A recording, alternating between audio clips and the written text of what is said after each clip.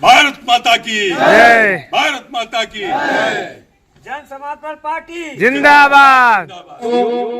हम लोग 3 मुद्दे के लिए लड़ाई लड़ रहे हैं पूरे उत्तर प्रदेश में, जिसमें सबसे पहला मुद्दा है सम्मान घर की मांग। क्योंकि आज अगर 10 घरों का दरवाजा अगर खटखटा कर देखा जाए तो उसमें बुजुर्ग बहुत ही पीड़ित है, बहुत ही सताए जा रहे हैं, जिनकी सुध लेने वाला आज कोई नहीं है। आज स्थिति ऐसी बनी हुई क्योंकि आधुनिकता का समय है और रिश्ते कमजोर होते जा रहे हैं दिन पर दिन। इसलिए सम्मान घर की हम लोग मांग कर रहे हैं कि उत्तर प्रदेश के प्रत्येक जिले में 10,000 कैपेसिटी का सम्मान घर बनाया जाए, जिसमें हमारे बड़े बुजुर्ग, अनाथ बच्चे, विधवा बहनें पूरे सम्मान के साथ रह सके, जिसमें रहना, खाना और इलाज पूरी तरह से मुफ्त हो। भाइयों, आज हकीकत यह है कि जो व्यक्ति 60 साल तक नौकरी किया है, चाहे समाज की सेवा किया है, वो कभी भी 70-75 साल की उम्र में अपने आप को गिरते हुए नहीं देखना चाहता है। जिसने पूरे परिवार को उठाया, जिसने पूरे परिवार को चलाया, अंत में जब परिवार उसका साथ छोड़ देता है तो सोचिए उस बुजुर्ग माँ बाप पे क्या बीतती होगी।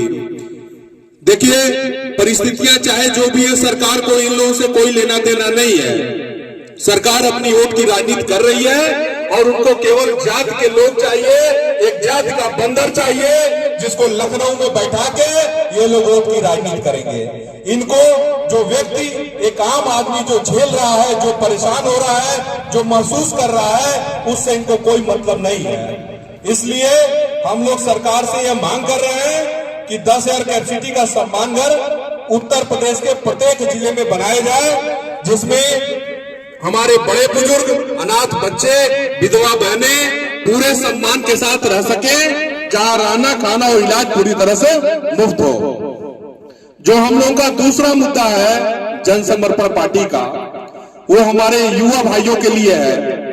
भाइयों, हो क्या रहा है, जो एक गरीब परिवार, एक मध्यम वर्गीय परिवार का बच्चा है, क्या वो IAS PCS नहीं बनना चाहता है? क्या उसके माँ बाप की ये मनसा नहीं होती कि हमारा लड़का पढ़ लिख के कुछ आगे बढ़े?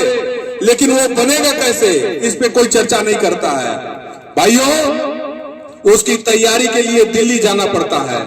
IAS PCS की तैयारी में 3 से 4 लाख रुपया खर्च होता है, जो हमारा गरीब परिवार का वहन नहीं कर सकता है, जो हमारे मध्यम वर्गीय भाई वहन नहीं कर सकते हैं। इसलिए जन समर्पण पार्टी यह मांग कर रही है कि उत्तर प्रदेश के प्रत्येक जिले में 5,000 बच्चों को चिन्हित किया जाए, जिनको सरकारी परीक्षाओं की तैयारी IAS PCS से लगाए तमाम सरकारी परीक्षाओं की तैयारी करनी हो, उनको निःशुल्क कोचिंग की व्यवस्था कराई जाए, जिससे एक गरीब का भी बच्चा IAS PCS बन सके।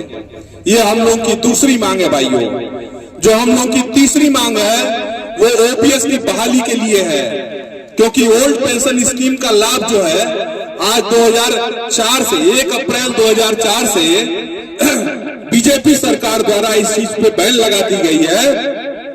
और अब जो है, जो भी व्यक्ति जो सरकारी नौकरी या जो भी नौकरी कर रहा है, जब रिटायर हो रहा है तो उनको OPS का लाभ नहीं मिल पा रहा है। भाइयों, दिक्कत ये है, हम लोग ये मुद्दा इसलिए उठाना चाहते हैं कि हम लोग के क्षेत्र के जो सांसद और विधायक रहते हैं, वो एक बार विधायक और सांसद बनते हैं, लेकिन आजीवन पेंशन का लाभ उठाते हैं, आजीवन सुविधा लेते हैं। लेकिन वहीं पे एक 60 साल जो देश और समाज के लिए समर्पित एक कर्मचारी है, वो अगर OPS का लाभ उसको नहीं मिल रहा है तो ये बहुत ही शर्म की बात है। ये बहुत ही ज्यादा शर्म की बात है कि एक मंत्री और विधायक 5 साल जो है जनता की सेवा करके जीवन भर जो है पेंशन का लाभ ले रहा है, और एक सरकारी कर्मचारी 60 साल जो है सेवा देके समाज और देश की सेवा करके उसको जो है पेंशन का लाभ नहीं मिल रहा है।